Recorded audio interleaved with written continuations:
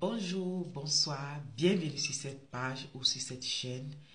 Alors aujourd'hui nous allons parler encore de la notion d'avoir des aides de destinée et de ne pas s'associer avec des gens qui vont nous corrompre ou bien qui vont nous amener à la chute. Amen. Et pour ça, j'aimerais vous partager un passage dans le livre des Proverbes 13, verset 20. Allons lire le texte. Elle nous fait comprendre: qui fréquente les sages devient sage, mais celui qui fraye avec les insensés va au-devant du malheur. Donc ici, ça nous fait comprendre que si tu marches avec une personne sage, avisée, expérimentée, oui, tu seras aussi, toi, aussi une personne avisée, expérimentée, sage, intelligente. Amen. Mais si tu marches avec des insensés, tu seras une personne insensée. Tu vas finir par être corrompu. Comme le 1 Corinthiens 15, verset 33 nous fait comprendre, ne vous trompez pas. Voilà. Les mauvaises graines corrompent les bonnes mœurs. Donc, c'est automatique quoi, en fait. Parce que à la fin des comptes, leur comportement, tu vas l'adopter. Voilà, c'est clair et c'est net. Et Dieu, il connaît déjà ses enfants qu'il a créés. Il sait que si tu vas dans un lieu où tout le monde se comporte d'une certaine manière, même si toi, tu n'étais pas comme ça, tu vas à la fin, toi aussi, avoir cette manière de te comporter comme ces gens de l'endroit où tu es allé. Amen.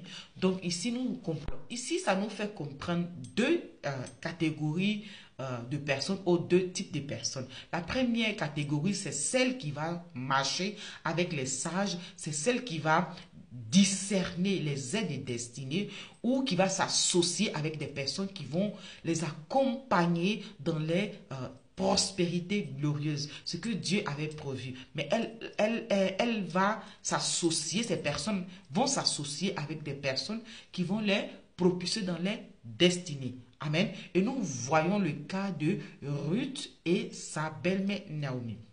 Ruth s'associe avec sa belle-mère, elle n'était pas obligée, mais elle s'associe avec sa belle-mère et sa belle-mère a été une aide destinée qui l'accompagne jusqu'à sa prospérité glorieuse. Elle est rentrée dans la lignée de Jésus-Christ, Ruth, parce qu'elle a eu le discernement de rester associée à sa belle-mère. Amen. Et nous voyons aussi Jonathan et David. Jonathan a été l'aide destinée de David. David, il était pourchassé par le père de Jonathan, mais Jonathan le protégeait jusqu'à ce que lui il a même donné sa vie pour David. Amen. Et donc, nous devons être ces personnes avisées, sages et marcher avec des aides et discerner surtout avec les associations que Dieu nous amène. Amen. Et le deuxième type de personnes, ce sont ces personnes-là qui vont nous corrompre, qui vont nous apporter dans la chute.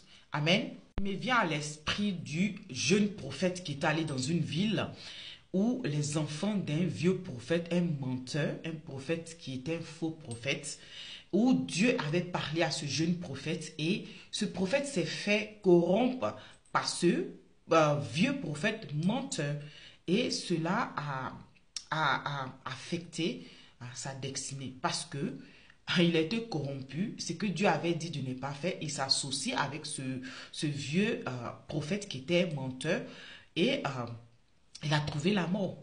Amen. Et nous pouvons aussi voir, il me vient à l'esprit les deux fils de David.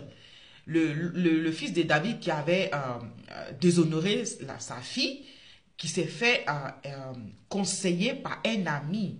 Voilà, il s'est fait corrompre par une mauvaise personne. Par conséquent, il a posé un acte vraiment déshonorable. Il a déshonoré sa sœur et effectivement, à la fin, le frère de Tamar a tué son demi-frère. Donc, ça l'a mené à la chute. Donc, pour nous faire comprendre qu'il est important de discerner les personnes avec lesquelles nous marchons. Et nous devons aussi comprendre les aides et destinées dans ces personnes que Dieu nous emmène. Donc, il est très, très important de faire le tri et notre entourage doit vraiment être des personnes sages qui nous apportent à grandir, qui nous apportent à exceller, aller de gloire en gloire, si on veut le dire comme ça. Et pour terminer, je vais vous partager un autre passage qui se trouve toujours dans 1 Corinthiens 5, verset 11. Allons lire. L'apôtre Paul dit, non, je voudrais simplement vous dire de ne pas entretenir de relation avec une personne qui, en tout disant vos frères ou vos sœurs, vivant dans l'immoralité sexuelle ou serait avare, idolâtre, calomniateur, abonné à la boisson ou voleur. Amen. Avec ces gens de cette sorte, il ne vous faut même pas prendre de repas. Amen. Donc, tu vas penser que l'apôtre Paul, il est fort, il est dur ici.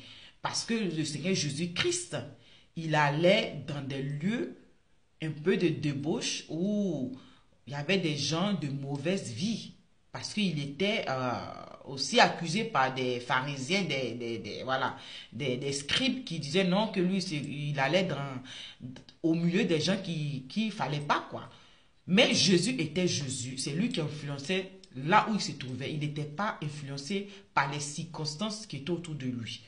Nous, en tant qu'être humain, et Dieu sait que nous sommes, voilà, quand on fait petit truc net, on tombe dans le péché, voilà, parce que nous sommes poussés par nos désirs, nous sommes poussés par tout ce qu'on voit. Amen. Et le psaume 1 nous fait comprendre que nous ne devons pas marcher avec les moqueurs, les méchants. Voilà. De ne pas même s'asseoir en compagnie. Donc l'apôtre Paul, je crois qu'il même il s'est inspiré de ce passage-là. Donc, pour nous dire quoi, mes frères et sœurs? Waouh, ce que l'apôtre Paul a dit, c'est fort, c'est dur. Tu vas me dire, mais Jésus-Christ allait dans des endroits où il y avait des personnes de mauvaise vie. Mais Jésus-Christ était Jésus-Christ parce qu'il est Dieu. Dis-moi amen, mon frère.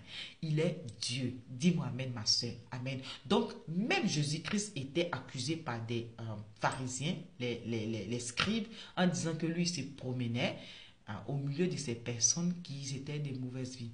Mais quand Jésus-Christ arrivait dans un endroit, il sauvait des vies. Et nous voyons le cas avec Zachée. Zachée qui était une personne de mauvaise vie, il a fini par être sauvé. Donc Jésus influençait là où il se trouvait, mais il ne pouvait pas être influencé parce qu'il est saint. Amen. Donc nous ne pouvons pas nous sanctifier de nous-mêmes. Donc c'est pour cela que Dieu nous met en garde de faire attention et de ne pas nous promener avec des gens qui se moquent, qui sont de mauvaises compagnies au fait. Et je crois que l'apôtre Paul même s'est inspiré du passage des psaumes, un psaume où Dieu nous met en garde de ne pas marcher avec les méchants et des gens qui se moquent. Voilà. Parce que on va finir par être comme ces personnes. Et moi, je peux vous mettre en... ça dit, c'est possible, quoi. Voilà. Il te suffit d'aller dans un endroit où les gens commencent à parler 2-3 jours. Ta manière de parler va changer. Parce que c'est ce que tu entends. Tu es influencé par ce que tu vois, ce que tu entends. Donc, on nous met en garde pour cela. Donc, en grosso modo, pour couper court, alors nous avons compris, nous devons être des personnes sages et nous promener avec des personnes expérimentées, sages. Il faut que tu sois dans un endroit, celle qui doit apprendre dans le sens que ton entourage doit être les personnes sages. On dit les 5 personnes avec lesquelles tu marches, il faut être la 6e personne intelligente. Voilà. Tu grandis parce que tu apprends 5 choses. Plus toi, mais ça fait 6. Donc, tu excelles. Donc, ne marche pas avec ceux qui ne vont pas t'apporter grand chose, qui ne vont pas te faire grandir. Au contraire, qui vont t'amener dans des mauvais coins là. Il faut t'en éloigner. Voilà. Donc, c'était ça le petit conseil.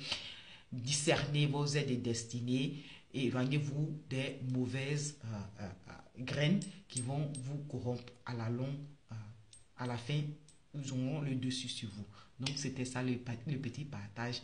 Soyez bénis et à la prochaine. Que Dieu vous bénisse. Bye.